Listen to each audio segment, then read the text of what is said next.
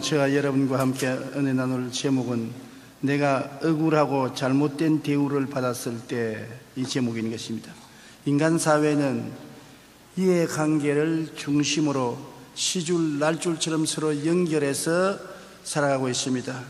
그 중에 억울하고 잘못된 대우를 받고 마음에 깊은 상처를 입고 살아가는 사람들이 많습니다. 이와 같은 상처를 어떻게 해야만 우리가 극복할 수 있겠습니까? 저는 예전에 TV의 동물세계라는 프로그램을 보면서 동물 속에 이루어지는 정글의 법칙에 큰 관심을 기울여 보았었습니다. 동물의 세계가 같은 동물들이 모여서 군거하기 때문에 다 똑같은 줄 알았는데 거기에도 계급차별이 있어요. 제일 왕초가 있고 그 다음에 부하들이 있고 끊임없이 자라오는 부하들은 왕초에 대해서 도전하고 왕초는 부하들을 다스리고 억압하고 하다가 나이 넓고 힘이 없으면 쫓겨나고 쫓겨난 동물은 무리해서 사라지고 혼자 외롭게 정글 속에 살게 되는 것입니다. 우리가 이 세상에 살면서 인간 사회도 공식적인 역사의 뒤에 감추어진 숨은 힘으로 때로 상대방의 약점을 덜추어 개인이나 집단을 파괴합니다. 목적을 위해서는 수단과 방법을 가리지 않습니다. 자기의 이익과 결탁된 음모를 가지고 온갖 공격을 다합니다.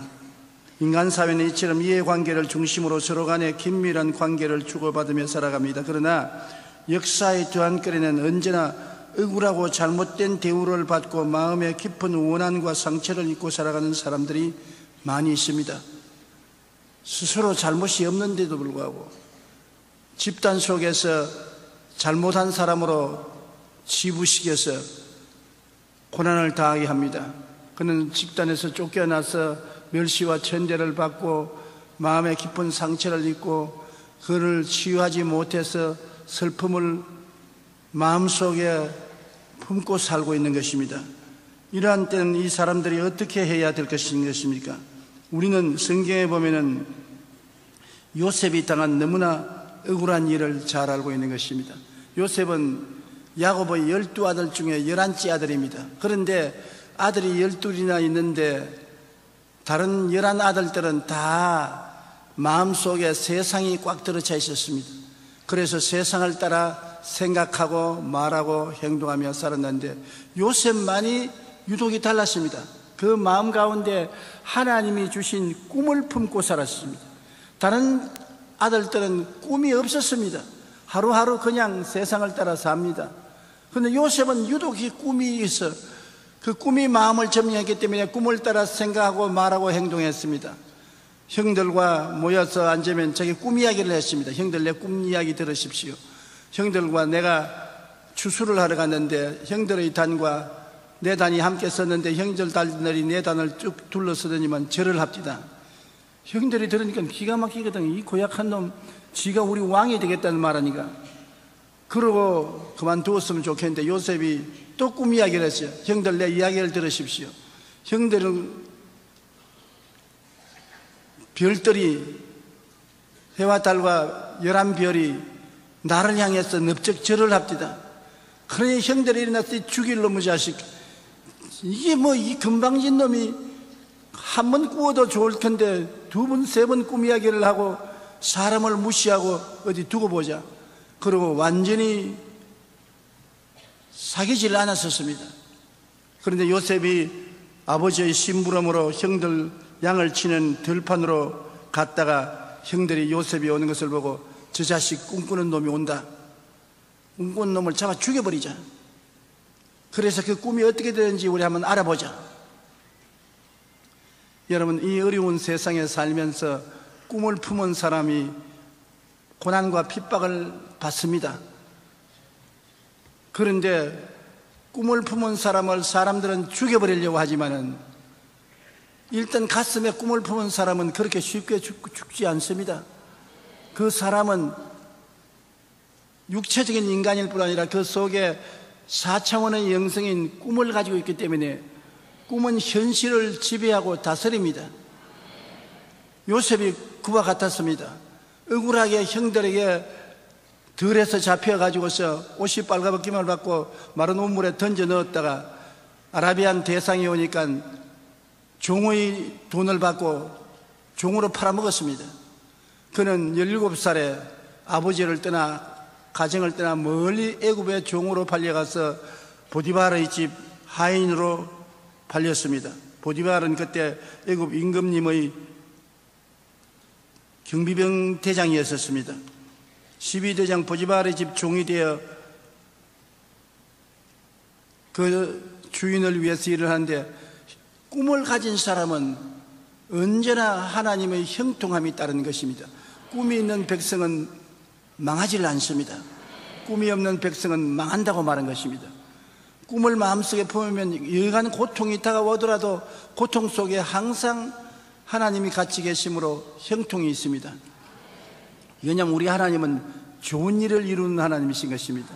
성경에 보면 하나님이 엿새 동안 천지를 지었을 때 5번 하나님 보시기에 좋았더라, 하나님 보시기에 좋았더라, 좋았더라, 좋았더라, 좋았더라. 마지막에는 하나님 보시기에 심히 좋았더라 했습니다. 하나님이 하시는 일은 다 좋은 일입니다. 마귀가 하는 것은 도적질하고 죽이고 멸망시키는 나쁜 일밖에 없지만은 하나님이 하시는 일은 좋은 일인데, 하나님이 주신 말씀을 통해서 마음에 꿈을 품고 있으면 하나님이 같이 계심으로 좋은 일이 생겨납니다. 아무리 현재 어둡고 캄캄하고 고통스럽고 괴로워도 참고 견디면 꿈이 여러분의 인생을 다스리게 되는 것입니다. 하나님은 우리에게 큰 꿈을 품도록 만들어 놓은 것입니다. 예수님 십자가에 못 박여 갈보리에서 피 흘려 달려 있는데 그 예수님을 통해서 우리의 죄도 불의도 질병도 저주도 죽음도 다 청산해버리고 우리에게 용서와 의, 거룩함과 성령 충만, 치료와 건강, 아브라함의 축복과 형통, 부활과 영생, 천국을 허락해주는 꿈을 우리에게 허락해 주시는 것입니다. 누구든지 저를 믿으면 하나님이 이 꿈을 우리 속에 주시고, 십자가를 통해서 우리가 이 꿈을 마음속에 품고 있으면 이 꿈을 통하여 어떠한 형편과 환경에 있든지 하나님은 우리에게 좋은 일을 이루어 주시는 것입니다. 그러므로 우리 주 예수 그리스도를 통해서 십자가의 은혜를 받아 마음속에 꿈을 품으면 그 꿈이 여러분과 나를 이끌어가는 것입니다. 우리의 운명을 꿈이 다스려가는 것입니다. 모든 사람이 자기 운명이 바꾸어질 수 있는 것은 십자가를 통하여 꿈을 품을 수 있기 때문인 것입니다. 누구든지 그리스도 안에 있으면 새로운 피조물이라, 이전 것은 지나갔으니 보라 새 것이 되었다. 내 힘으로 이전 것을 지나가게 하고 새 것이 될 수 없습니다. 마음속에 꿈을 품으면 꿈이 여러분을 그렇게 변화시키는 기적을 베풀어 주시는 것입니다. 요셉이 보디발의 집에 있어서 보디발의 집이 잘 되고 모든 것이 형통하니까 요셉을 가정 총무로 삼았습니다. 그런데 보디발의 아내가 요셉을 보고 마음에 흑심을 품고 자꾸만 꾀었습니다.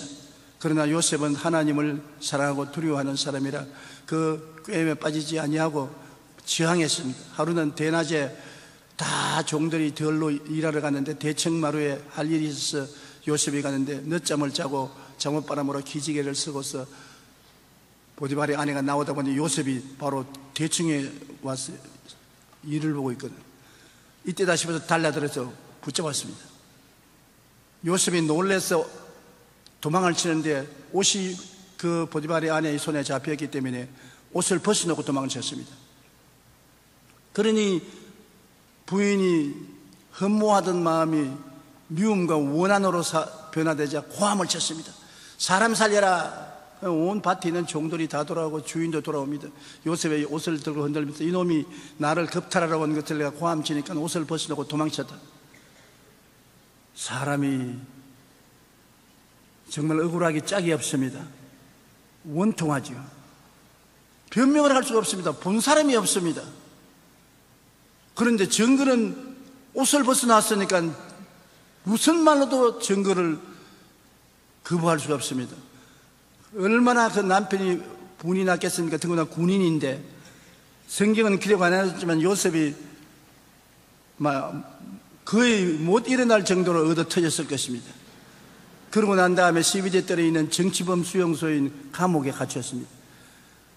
그 정치범 수용소인 그 감옥에 들어가면 평생의 감옥에서 나오지 못해요. 근데 요셉이 그 감옥에 들어가서 고생을 하고 있는데, 그러나 그 마음속에 꿈을 품고 있습니다.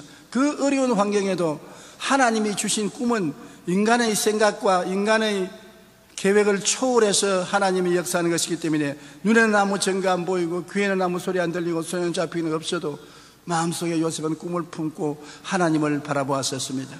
이것이 요셉이 우리보다 위대한 점입니다. 우리는 그쯤 되면은 신앙도 버리고 꿈도 버리고 원망하고 탄식할 것인데, 요셉은 그 속에 꿈을 버리지 않고 하나님을 바라고 있었습니다.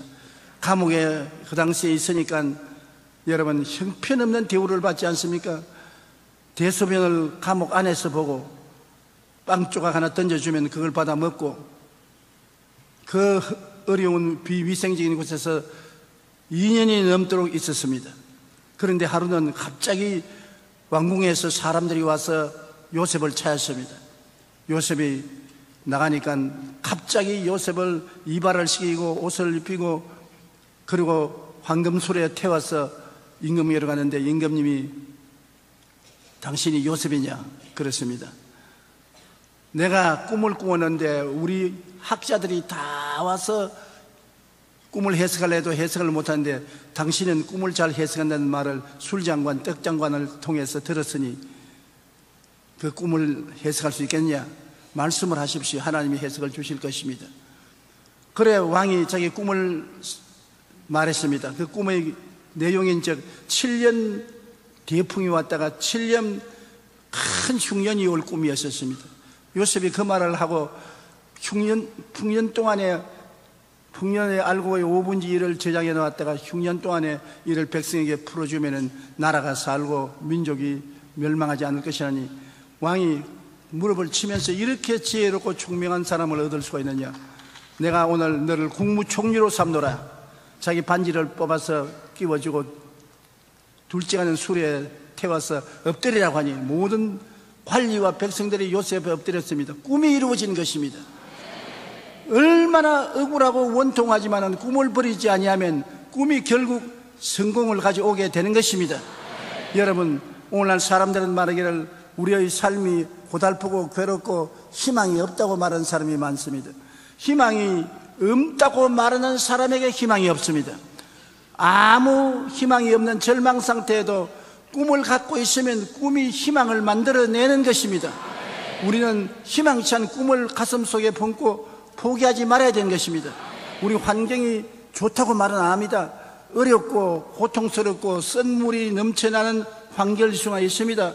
가시밭 엉켜길을 걸어갈 수도 있습니다. 그럼에도 불구하고 하나님께서는 우리에게 꿈을 가질 수 있도록 마련해 주셨습니다. 갈보리 십자가는 우리가 꿈을 가질 수 있는 터전인 것입니다. 수고하고 무거운 짐진 자들은 다 내게로 오라. 내가 너희를 쉬게 하리라. 예수님은 갈보리 십자가에서 우리의 모든 부정적인 파괴적인 흑암의 세력의 열매를 멸하셨습니다. 저는 실로 우리 질고를 지고 우리의 슬픔을 당하였거늘 우리는 생하기를 그가 징벌을 받아 하나님께 맞으며 고난을 당한다 했노라. 그가 찔림은 우리 허물을 인하며 그가 상함은 우리 죄악을 인함이라. 그가 징계를 받음으로 우리가 평화를 누리고 그가 채찍에 맞음으로 우리가 나음을 입었도다. 우리는 다 양같이 그릇 행하여 각기 제 길로 갔거늘 야훼께서는 우리 무리의 죄악을 저에게 담당시겠다.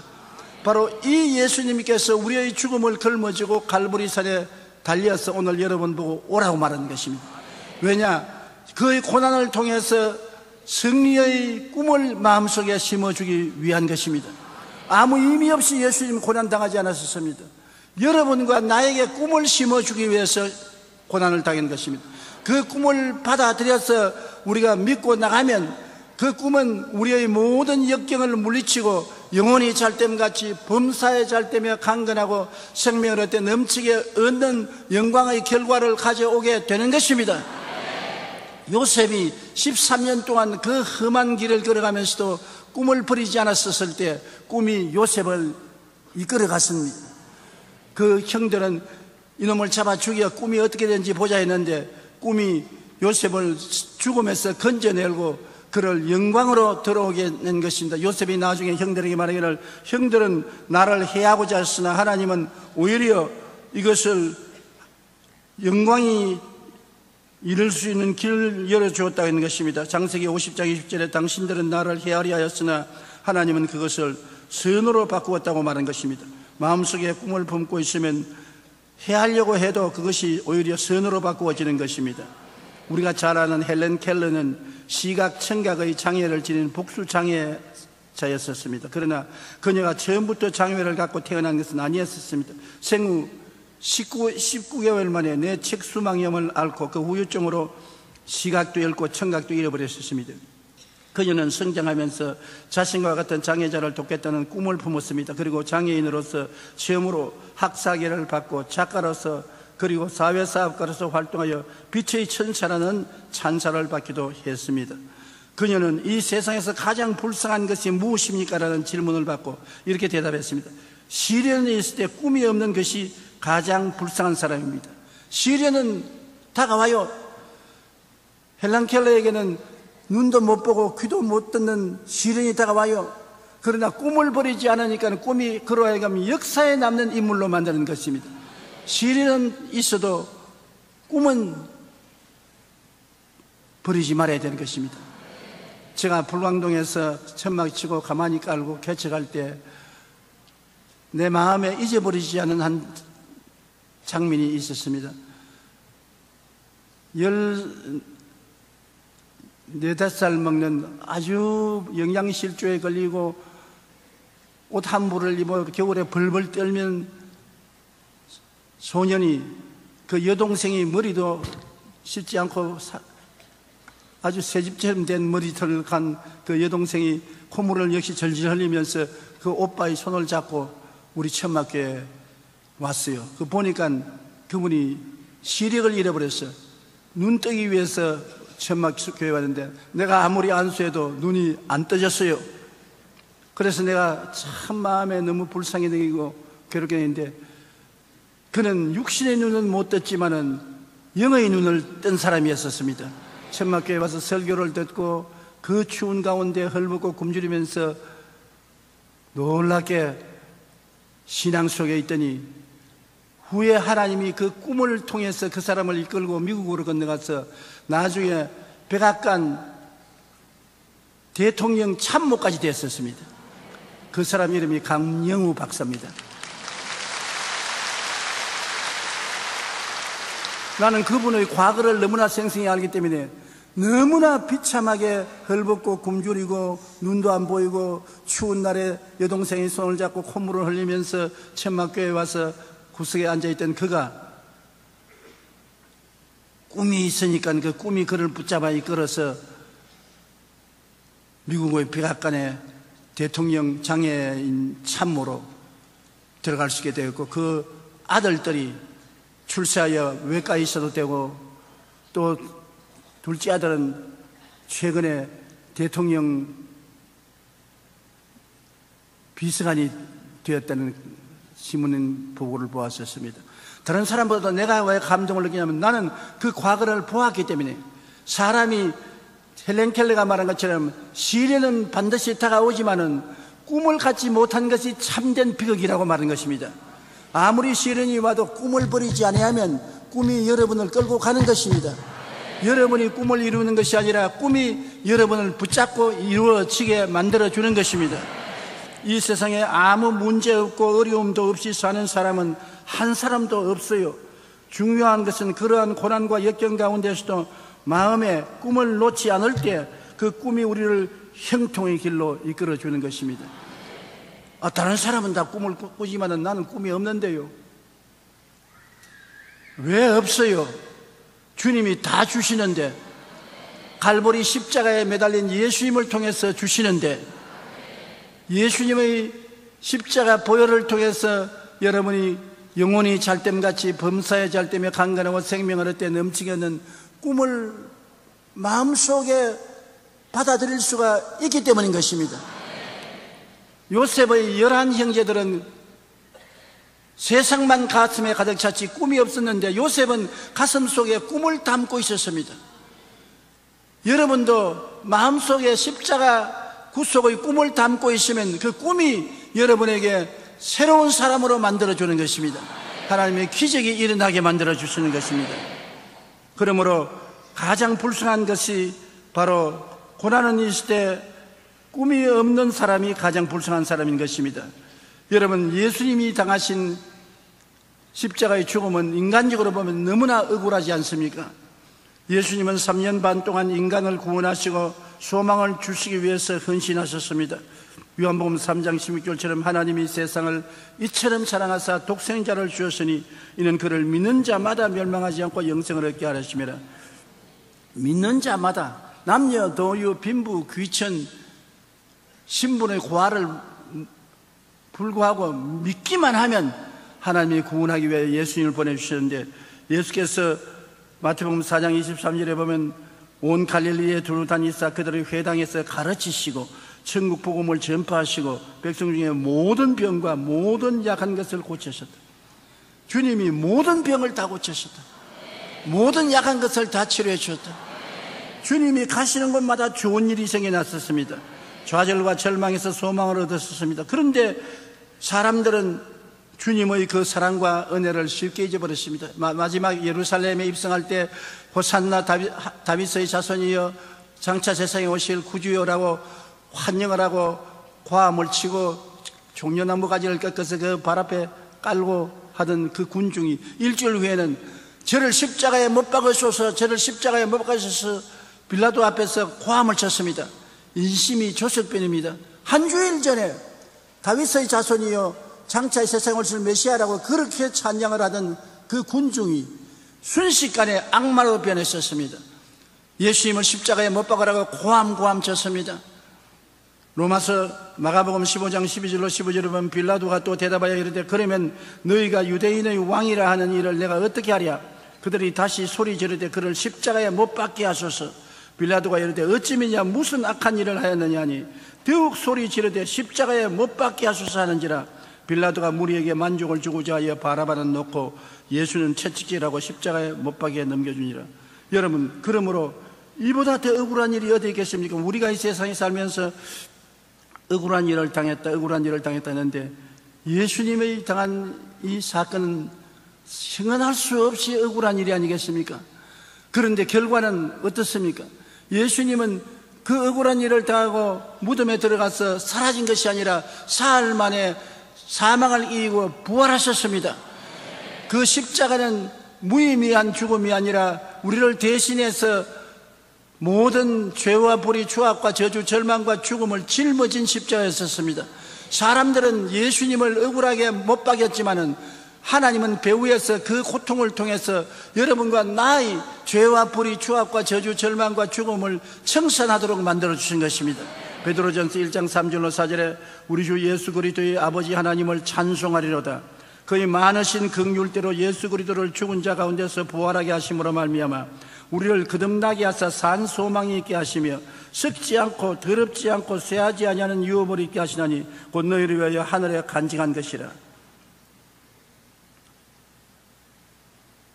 우리 주 예수 그리스도가 십자가에서 우리 대신하여 죽었으므로 그 죽음을 통해서 우리의 죽음을 멸하시고 부활하심으로 말미암아 사망과 음부를 철폐하시고 여러분과 나에게 구원을 주시고 성령을 주시고 치료를 주시고 축복을 주시고 영생복락을 주시는 희망의 근거가 된 것입니다. 예수님을 바라보면 희망이 있습니다. 종교를 얻는 것이 아닙니다. 의식을 얻는 것이 아닙니다. 억울하고 고통스러운 일을 당해도 예수님을 바라보면 희망이 있습니다. 왜냐하면 예수님께서 우리에게 부활의 아름다운 영광을 주실 것이기 때문인 것입니다. 지금은 죽음의 고통을 당하고 십자가의 고통을 당한다 할지라도 반드시 십자가 뒤에는 부활이 있기 때문인 것입니다. 주님이 부활을 주실 것을 우리는 믿음하지 않습니다. 내가 억울하고 잘못된 대우를 받을 때 우리가 어떻게 행동해야 될까요? 우리는 요셉을 보고 예수님을 보고 억울한 누명을 덮으시고 고통을 당하더라도 꿈을 버리지 않고 희망을 갖고 있으면 반드시 영광이 다가온다는 것을 알고 있습니다. 환난과 고통은 영광과 승리를 그 후에 반드시 가지고 오게 된 것입니다. 그러므로 내가 잘못된 대우를 받고 마음이 억울할 때 왜 내가 이 억울한 대우를 받아야 되냐? 내가 뭘 잘못했나? 왜 나를 이렇게 취급하냐? 그러한 마음을 품고 역경을 적대시하면 한없이 분노가 생겨나게 되는 것입니다. 그 분노가 생겨나면 마음에 깊은 상처를 받게 되어요. 마음의 미움이 끓어오르고 원한이 끓어오르고 그 미움과 원한은 영혼의 암입니다. 내가 암이 걸리게 돼요. 영혼에 역경을 믿음으로 끌어안으면 희망이 생기는 것입니다. 내가 잘못된 대우를 받았다고 고통과 괴로움이 있더라도 그것을 십자가를 통해서 끌어안고 하나님을 바라보면 그 역경을 하나님은 희망으로 변화시키는 것입니다. 우리가 당하는 작은 고난이 크고 영원한 영광을 이루게 되는 것입니다. 로마서 8장 28절에 우리가 알거니와 하나님을 사랑하는 자 곧 그 뜻대로 부르심을 입은 자들에게는 한번 따라 말씀하세요. 모든 것이 협력하여 선을 이루느니라. 여기에 모든 것이라고 말했습니다. 좋은 일도 나쁜 일도 이익되는 것도 손해되는 것도 축복이 되는 것도 저주가 되는 것도 우리가 끌어안고 참으면 결국에 합동해서 선을 이룬다. 우리 인생은 그냥 인생이 아니라 비빔밥 인생인 것입니다. 우리가 비빔밥에 보면 콩나물도 있고 고추장도 있고 파도 있고 마늘도 있고 밥도 있고 온갖 것 다 있단 말입니다. 그러나 섞어서 먹으면 맛이 있거든. 결국에 우리 인생은 하나님이 비빔밥처럼 만들어서 우리 보기에는 성공과 실패, 고통과 즐거움이 함께 비빔밥이 된 것 같아도 종국적으로는 맛이 있고 영양분이 있게 만들어 주시는 것입니다. 고린도전서 2장 9절에 하나님이 자기를 사랑하는 자들을 위하여 예비하신 모든 것은 눈으로 보지 못하고 귀로 듣지 못하고 사람의 마음으로 생각지 못했다함과 같으니라. 하나님이 자기를 사랑하는 자를 위해서 모든 것을 예비하신다. 눈에는 아무 증거 안 보이고 귀에는 아무 소리 안 들리고 손에 잡힌 게 없어도 하나님이 여러분을 위해서 좋은 일을 예비하신다. 좋은 하나님, 그 하나님이 하시는 일은 보기에 좋은 것을 예비하시는 것입니다. 창세기 때 6번이나 하나님께서 보시기에 좋았더라, 심히 좋았더라고 하신 하나님은 좋은 것을 창조하는 하나님으로 예수 그리스도의 십자가의 그 극심한 고통도 나중에 엄청나게 큰 영광과 승리의 좋은 것으로 바꾸신 것처럼 하나님도 여러분 개인의 십자가를 큰 선으로 바꾸어 주시는 것입니다. 그러므로 모든 일을 당할 때 성급하게 대하면 낭패하는 것입니다. 성급하게 생각하고 성급하게 말하고 성급하게 행동해서 집어치워버리라. 그리고 모든 것을 막판으로 포기해버리고 손털어버리면 그는 반드시 낭패에 처합니다. 오래오래 참고 또 오래 기다려야 되는 것입니다.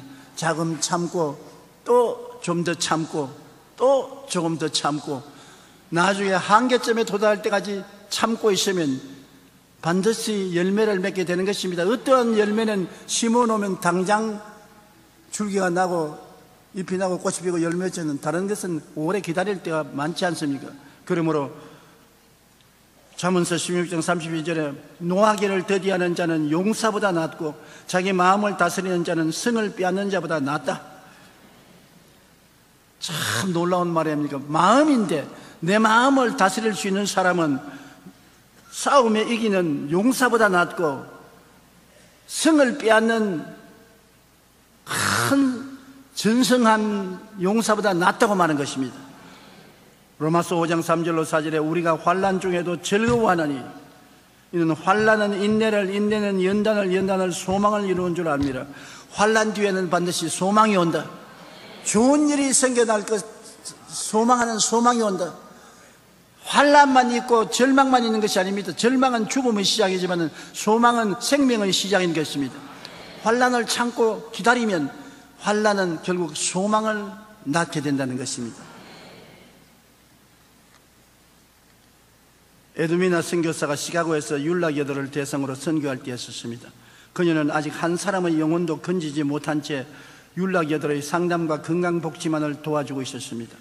그러니 그는 선교적 사명을 가지고 갔지만은 자기의 교구는 율락여자들이 사는 동리였었습니다.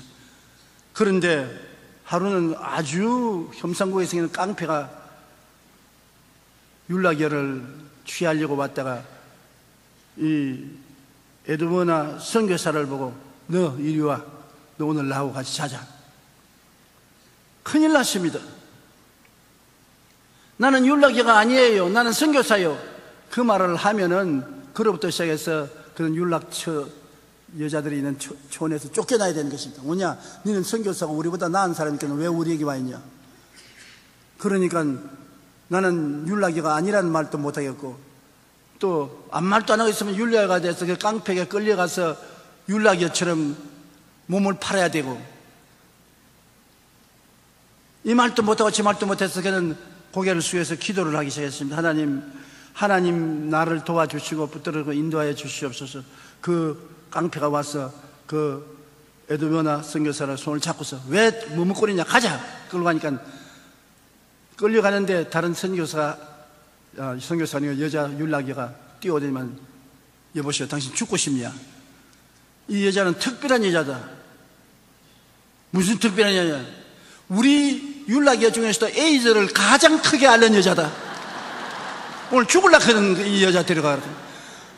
이 깡패가 놀라서 이 여자를 밀어버리고 그러면 날살려고 도망을 치고 살아났어요. 하나님이 도와줬지 않습니까? 그러니까 율락여들이 쫙 둘러쓰지만은 당신 정말 선교사다.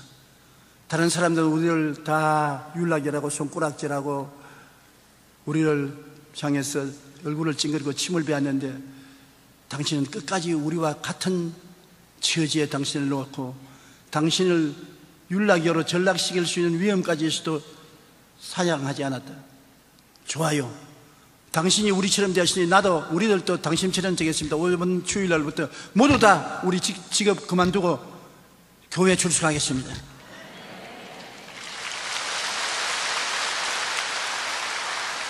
그래야 그 다음 주일날은 교회 율락여들이 모두 다 와서 모였어요. 이와 같이 역경 가운데서 성급하게 행동하지 말아야 합니다. 믿음으로 기다릴 때 희망이 솟아나게 되는 것입니다. 영혼을 구원하기 위해 받은 억울한 일과 잘못된 대우는 믿음으로 끌어안고 기다리면 되는 것입니다. 에드머나 선교사가 끝까지 기다리니까 하나님이 책임을 지지 않습니까? 우리가 일어나서 일을 해결하려고 하면 하나님이 책임지지 않습니다. 살든지 죽든지 흥하든지 망하든지 성하든지 쇠하든지 하나님께 맡겨버리면 하나님은 우리를 책임져 주시는 것입니다. 볼지어다 내가 세상 끝날까지 너와 항상 같이 하겠다고 주님께서 말씀한 것입니다. 하나님은 우리의 피란체요, 우리의 요새요, 우리의 의리하는 하나님이라는 이는 제가 너를 세사양권의 올무에서와 극한 연병에서 건지실 것입니다. 제가 그 기스로 너를 덮으시니 내가 그 날개 아래 거하리로다. 그의 진실함은 방패와 손방패가 되나니 너는 밤의 놀램과 낮에 흐르는 살과 흑암 중에 행하는 연병과 백주에 황폐케 하는 파멸을 두려워하지 아니하리로다. 천인이 내 곁에서 만인이 내 우편에서 엎드려지나 이 재앙이 내게 가까이 오지 못하리라고 말씀한 것입니다. 이것이 우리의 하나님인 것입니다. 하나님은 문학적인 존재가 아닙니다. 철학적인 존재가 아닙니다. 여러분과 함께 에드머나 선교사가 이 창녀들 가운데서 한 창녀들처럼 섞여서 그들을 도와준 것처럼 우리 가운데 와서 계신 것입니다. 그 증거로서 예수님이 하늘 보좌 버리시고 사람 몸 쓰고 여러분 인간으로 인간 사회 가운데 와서 함께 울고 웃고 함께 고통을 당하면서 건져준 그 예수님이 오늘 한 성령으로 여러분 속에 들어와 계신 것입니다. 저 멀리 밖에 있지 않습니다. 그는 보혜사, 우리를 돕기 위해서 하나님께 보내심을 받아 항상 우리와 같이 계신 보혜사로서 지금도 우리와 함께 계신 것입니다. 믿으시면 한번 크게 아멘 하십시다. 영국의 격언에 보면 인내와 기다림은 희생 이상의 큰 일을 한다. W. 벤은 말하기를 인내와 신앙은 산이라도 움직인다. 사무엘 존슨 영국의 시인이요 평론가는 위대한 일은 강인함에 의해서가 아니라 인내와 기다림에 의해서 이루어진다. 그러므로 인내하고 믿고 기다린다는 것은 큰 축복의 근원이 되는 것입니다. 하나님은 반드시 우리의 인내를 시험해 보는 것입니다. 하나님이 일해 주시기를 기다리니까 시험해 보시는 것입니다. 인내와 기다림이 있으면 그 뒤에는 하나님의 영광이 다가오게 되는 것입니다. 그 다음 우리가 고난당할 때 하나님을 원망하는 것은 가장 어리석은 일입니다. 절대로 고난 중에 하나님을 원망하지 말아야 되는 것입니다. 원망은 우리에게 아무 유익도 가져오지 못합니다. 원망하는 자기 자신도 상처를 입고, 원망하는 이야기를 듣는 사람도 마음에 부정적이 되고, 하나님도 원망하는 사람을 코에 연기같이 생각하는 것입니다. 이스라엘 백성은 하나님을 믿어주는 것을 하나님께 특전을 베푼다고 잘못 생각했습니다. 우리가 하나님 믿어주는데, 하나님께 이렇게 우리가 좋은 일을 베푸는데 왜 하나님이 우리 고난 베푸느냐. 그래서 어려움만 당하면 잘못 대접받는다고 생각해서 원망하다가 버림당했습니다. 조금만 어려움만 당하면 이렇게 우리를 대접할 수가 있냐. 우리는 하나님을 믿어주는데, 뭐 믿어주는 것이 큰 제세냐. 자기들 잘 때라고 믿었지 하나님 잘 때라고 믿은 것은 아니잖아요. 그런데도 불구하고 이스라엘 백성은 하나님을 믿어주는 것이 하나님께 큰 이익을 갖다 주는 줄 알고, 조금만 어려움이 되면 하나님 위해서 우리가 이렇게 믿어주는데 우리를 대접을 이렇게 소홀하게 하느냐, 하나님 원망했습니다. 고린도전서 10장 10절에 보면 그들 가운데 어떤 사람들이 원망하다가 멸망시키는 자에게 멸망하였나니 너희는 그들과 같이 원망하지 말라. 하나님을 원망하는 것은 가장 어리석은 일입니다. 그리고 우리가 고난당할 때 삶의 미래는 하나님의 손에 있으므로 하나님께 맡겨버려야 되는 것입니다. 우리가 억울한 일을 당해서 가슴을 치게 될지라도 사람들은 다 나의 억울함을 동정하지 않고 돌봐주지 않을지라도 그것을 바라보고 계시는 하나님이 계십니다. 하나님은 여러분 편에 서 계신 것입니다. 하나님께 맡겨버려요. 왜냐하면 하나님은 나쁜 하나님이 아닙니다. 하나님은 좋은 하나님인 것입니다. 한번 따라 말씀했어요. 하나님은 좋으신 하나님이시다. 좋으신 하나님이기 때문에 하나님께 내가 맡길 수가 있는 것입니다. 예수님은 너희 자식이 떡을 달라면 돌을 주며 생선을 달라면 뱀을 줄 자가 있겠는가. 너희가 악할지라도 자식에게 좋은 것 줄 줄 아거든. 하물며 천부께서 구하는 자에게 좋은 것 안 주시겠느냐. 악한 우리도 자식에게 좋은 것 줄 줄 아는데 좋은 하나님이 어떻게 구하는 자식에게 좋은 것 안 주겠냐. 아예 눈 딱 감고 믿고 참고 기다리는 것입니다. 그러면 소망이 이루어지는 것입니다. 역대상 29장 11절로 12절 우리 다 같이 소리내어 읽어보십시다. 야훼여, 위대하심과 권능과 영광과 승리와 위엄이 다 주께 소하였사오니 천지에 있는 것이 다 주의 것이로소이다. 야훼여, 주권도 주께 소하였사오니 주는 높으사 만물의 머리이심이니이다. 부와 귀가 주께로 말미암고 또 주는 만물의 주제가 되사 손에 권세와 능력이 있사오니 모든 사람을 크게 하심과 강하게 하심이 주의 손에 있나이다. 얼마나 좋은 하나님이 것입니까? 부귀와 영광과 공명이 다 하나님 손에 있습니다. 내 길을 야훼께 맡겨라. 그래야만 제가 이루시고 내 의를 빛같이 나타내시며 내 공의를 정오의 빛같이 하시라고 하나님 말씀하시고 계신 것입니다. 그러므로 삶의 미래는 하나님의 손에 있다는 것을 알고 하나님께 맡겨야 되는 것입니다. 그럼 우리가 어떻게 할까요? 인생의 밤을 통할 때 무조건 감사하십시오. 아예 그냥 바보천치 같은 사람이 될지라도 감사를 하십시오. 고린도후서 4장 11절에 우리 살아있는 자가 항상 예수를 위하여 죽음에 넘겨지면 예수의 생명이 또한 우리 죽을 육체에 나타나게 하려며, 죽음이 우리에게 다가오면 예수의 생명도 다가오는 것입니다. 빌립보 4장 6절로 7절에 아무것도 염려하지 말고 다만 모든 일에 기도와 간구로 너희 구할 것을 감사함으로 하나님께 아뢰라. 그래야만 모든 지각에 뛰어난 하나님의 평강이 그리스도 예수 안에서 너희 마음과 생각을 지키시리라. 인생의 밤을 통할 때 무조건 감사하는 우리가 되어야 되는 것입니다. 저는 옛날에 군대에 입대하여 논산훈련소에서 훈련받을 때를 생각하면 지금도 가슴이 뭉클합니다. 저희 군번은 108-2398입니다. 당시 훈련소의 훈련은 굉장히 괴로웠습니다. 지금은 훈련소가 호텔 같지만 그때는 그냥 천막에 맨 마룻바닥에 있었습니다. 그리고 먹는 밥도 허술하고 어찌나 고단한 훈련을 했던지 훈련하고 난 다음에 저녁에 숙소로 돌아오면 안 우는 사람이 없었어요. 다 흐느끼 울며, 좀처럼 부모에게 편지 안 쓰는 자식들도 만지장서의 편지를 써요. 그런데 그 편지를 내가 가만히 보니까 모두 다 감사하는 편지였습니다. 어머니 아버지 품에 있을 때가 얼마나 좋았는지 모르겠다. 집을 떠나 군대 생활을 해보니 이렇게 괴로운 줄 몰랐다. 어머니 아버지 고맙습니다. 그런데 나는 전도사로 있다 군대에 갔기 때문에 우리 교인들의 사랑에 대한 감격이 너무나 커서 교인들에게 너무나 고맙고 감사하다는 편지를 늘 쓰는 것이 기억납니다. 이러므로 하나님이 우리에게 비 오는 날, 바람 부는 날을 주신 것은 맑은 날을 감사할 수 있는 사람이 되기 위해서인 것입니다. 좋은 일만 있으면 감사를 안 해요. 나쁜 일이 있어야 좋은 날을 기억하고 감사하는 것입니다. 밤이 있어야 낮이 있는 것을 감사하고 추워봐야 따뜻한 봄날이 감사하지 않습니까? 감사로 제사를 드리는 자가 나를 영화롭게 하라니 그의 행위를 옳게 하는 자에게 내가 하나님의 구원을 보이리라고 성경에 말씀하고 있는 것입니다. 인생의 밤을 통할 때 무조건 하나님께 감사를 하십시오. 2010년에 올해의 부부상을 받은 이상택 씨는 언론과 인터뷰에서 수상은 전적으로 아내 황영인 씨의 헌신과 인내 덕분이라 모든 공을 아내에게 돌렸습니다.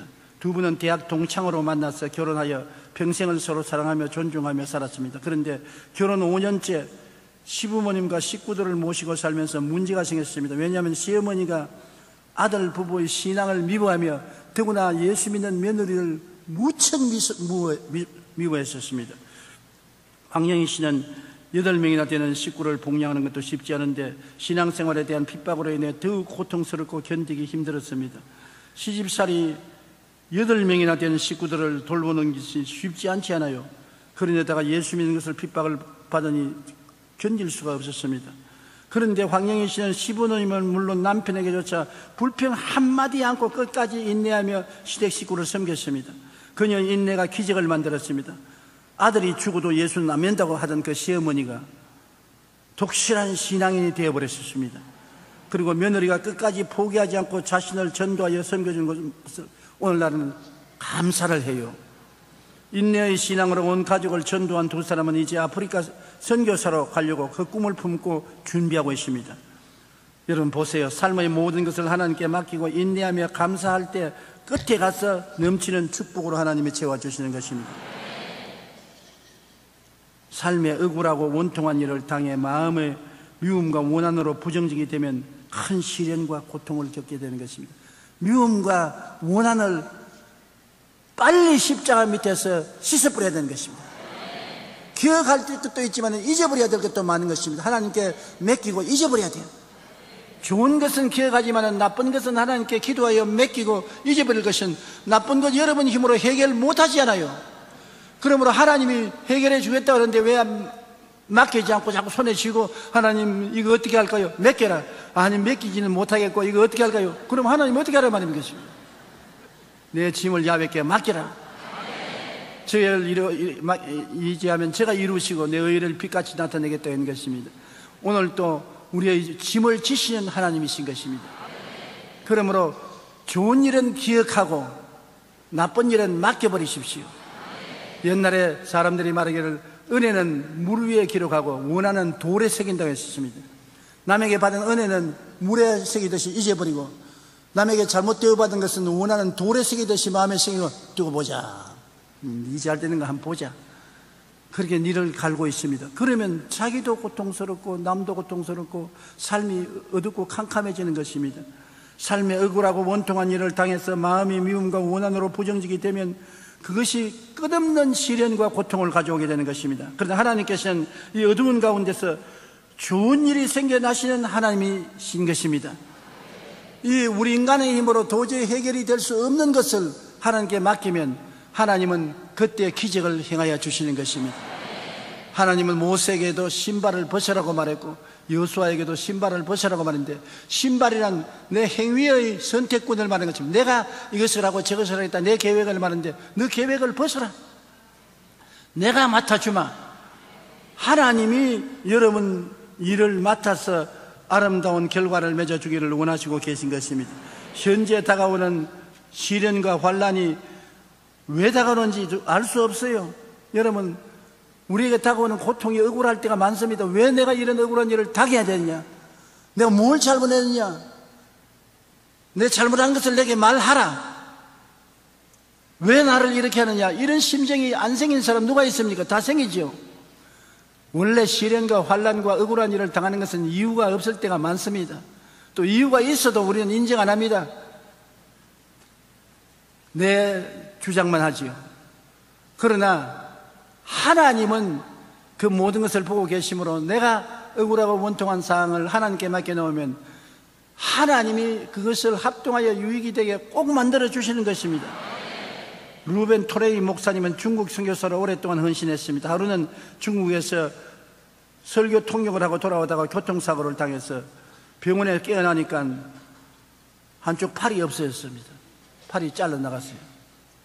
그래서 하나님이 한쪽 팔을 가져다 주시니 감사합니다. 지금까지 하나님께서 두 팔을 주셔서 잘 살았는데 하나님께서 필요하셔서 저희 한쪽 팔을 가져갔음을 감사합니다. 그렇게 기도를 하니까 아는 사람들이 하하, 교통사고 당해서 팔이 하나 날아가더니 정신도 날아가 버렸다. 팔이 없어졌는데 감사하는 일이 세상에 어디 있냐? 그래도 끝까지 이 루벤 토레이 목사님은 팔을 주신 것도 하나님 감사하고 팔을 가져가신 것도 감사하다고 기도를 했습니다. 그런데 팔이 이족을 해서 넣고 난 다음에 미국에 돌아와서 한국에 6.25 사변이 나서 큰 고통을 당한 사람이 많다는 말을 듣고 한국 선교사로 다시 자원해서 한국에 나왔습니다. 나와보니 6.25 사변 때 팔다리 잃은 사람이 얼마나 많습니까? 근데 우리 한국에서는 이족을 만드는 곳이 없었어요. 아주 몸에 불구를 돌보는 이야기 전혀 발전되지 않았습니다. 루벤 토레이 목사님이 한국으로 와보니 너무나 많은 사람들이 전쟁의 상처로 팔다리를 잃고 고통받고 있습니다. 그래서 그는 재활병원을 시작하여 이수족을 만들어 보급하며 예수님을 전달했습니다.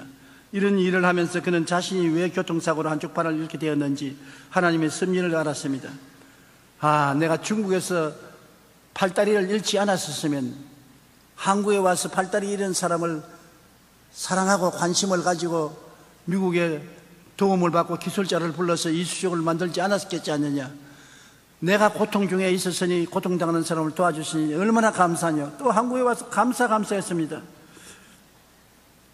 한국 최초의 재활의학을 시작하면서 자신이 한쪽 팔을 잃으면서 겪은 고통과 아픔을 이들을 인하여 치료해 주는 계기가 되었음을 감사했습니다.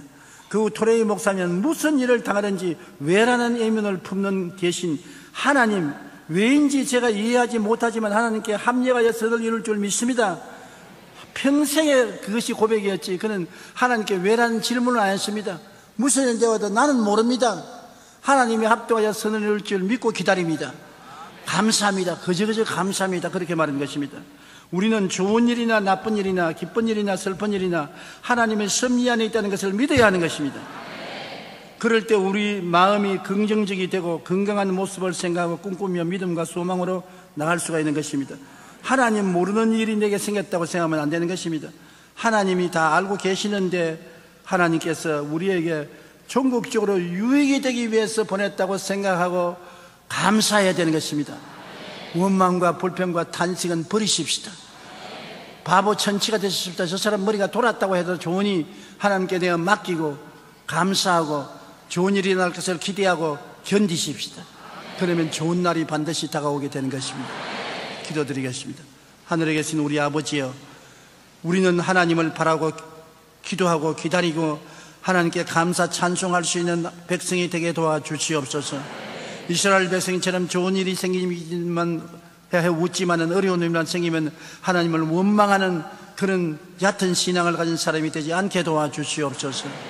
내가 억울한 일을 당하고 사람들에게 몰리해를 당했다고 원통하고 탄식할지라도 이것을 알아주시고 합동하여 유익을 이루신 하나님께 의지하고 맡기게 도와주시옵시고, 하나님께서 우리를 돌보아 주시어 우리가 좋은 열매 맺게 하여 주옵소서. 예수님 이름으로 기도드리옵나이다. 아멘.